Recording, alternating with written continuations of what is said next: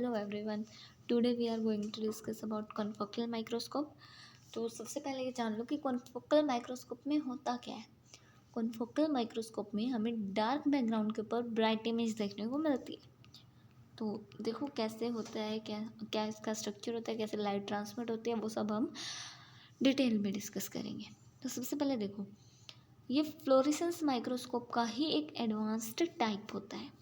इसमें जो light path होता है वो कैसे होता है। सबसे पहले एक लाइट सोर्स होता है हमारे पास।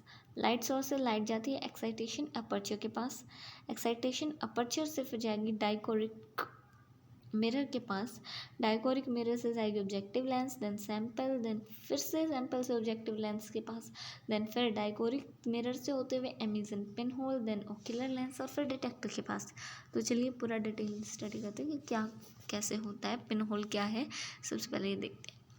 Instead of illuminating the whole sample at once, that is found in the fluorescence microscope, in confocal microscope, laser light is focused onto a defined spot at specific depth within the sample. Fluorescence microscope में क्या होता है कि एक साथ ही पूरे के पूरे स्पेसिमेन पे लाइट गिरती है और एक साथ ही पूरे के पूरे स्पेसिमेन के स्ट्रक्चर को हम स्टडी करते हैं। पर इसमें क्या होता है, एक स्पेसिफिक पार्ट पे, सैंपल के एक स्पेसिफिक पार्ट पे हमारी जो लेज़र लाइट है वो फोकस की जाती है और उसी की डेप्थ स्टडी की जाती है।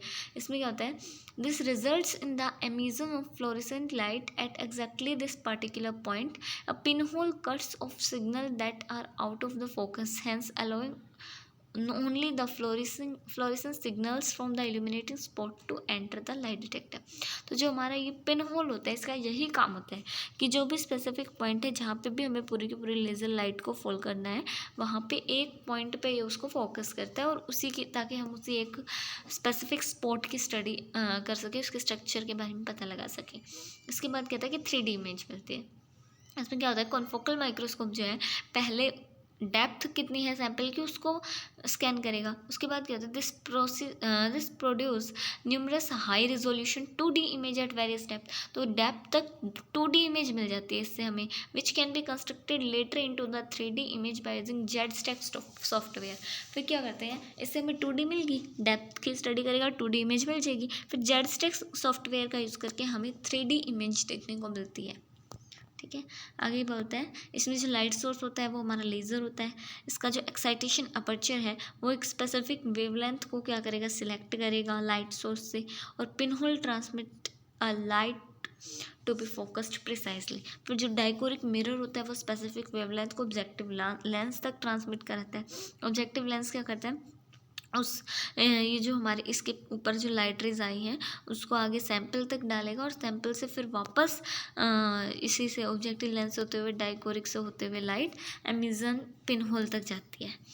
तो एमिजन पिन होल क्या है, ट्रांसमिट करता है emission range of the fluorophore, filter करता है entire excitation range of the fluorophore. Pin hole cut off the focus signal, focus signal को क्या करता है, कट कर देता है हमारा जो पिन होल है, यानी जो एक साथ यहाँ पे सारी आ रही थी ना इसे डाइकोरिक से क्रॉस होके, उन सबको कट कर देते हैं।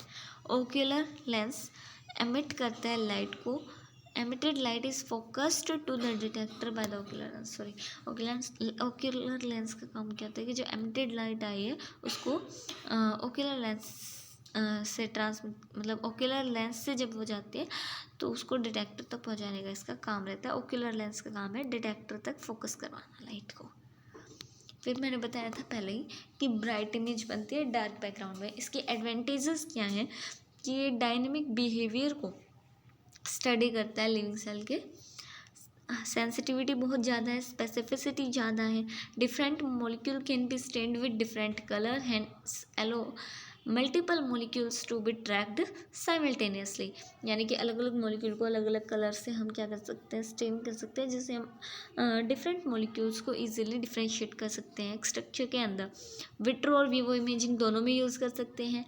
एलिमिनेट बैकग्राउंड नॉइस, डेप्थ जो है फील्ड की वो हम इससे कंट्रोल कर सकते हैं। 3D इमेज हमें जनरेट करके देता है।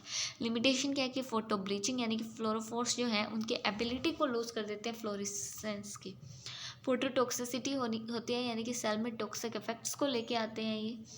और only allow observation of the specific structure which are labelled for fluorescence, यानी कि सिर्फ स्पेसिफिक स्ट्रक्चर्स के ऑब्जर्वेशन कर पाते हैं हम, जिन पे जो हमने फ्लोरेसेंस से लेबल किया सिर्फ उन्हीं स्ट्रक्चर्स को देख पाते हैं। Limited number of excitation wavelength available with common laser. तो जो लेज़र लाइट होती है उसके साथ limited number of excitation wavelength की, इतनी वेवलेंथ की, कुछ स्पेसिफिक वेवलेंथ्स की ही लाइट्स हमें मिलती है। ऐसा तो नहीं है ना कि एक लेज़र के अंदर हमें सारी ही वेवलेंथ की लाइट मिल जाती है, तो ये भी एक लिमिटेशन रहती है। तो this was all about our confocal microscopy. So I hope कि आपको सब समझ में आ गया होगा, and please like and subscribe my channel. Thank you very much for watching the video.